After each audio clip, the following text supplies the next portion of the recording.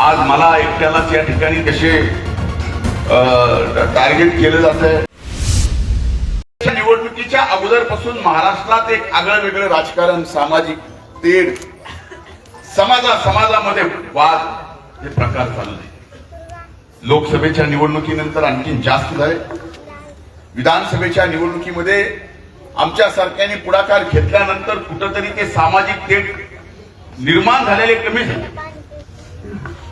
विधानसभेची निवडणूक झाल्यानंतर पुन्हा ते सगळं उफाळून आलं. आज आपण परिस्थिती पाहताय. आज मला एकट्यालाच या ठिकाणी कसे टार्गेट केलं जात आहे. पण त्यांनी कितीही टार्गेटमध्ये मला बसवायचा प्रयत्न केला तर त्यांच्या टार्गेटमध्ये मी कधी बसू शकत नाही. मला तुमच्या सगळ्यांचा आशीर्वाद, मला सर्व समाज, जात, धर्माचा आशीर्वाद आहे. कारण जीवनामध्ये मी कधी जातीपातीचं, धर्माचं राजकारण केलं नाही. म्हणून आज मला या निवडणुकीमध्ये आपल्या सर्वांचे संपूर्ण आशीर्वाद. या निवडणुकीत आपण गल्लीचं, आपल्या वार्डाचं, आपलं ह्याचं जमतंय का त्याचं जमतंय हे बघून जर मतदान करत असाल तर मात्र आपल्या सर्वांचाच घात होईल एवढं लक्षात ठेवा. आज उभ्या महाराष्ट्रात सगळ्यांना फक्त एकच माणूस सलतोय.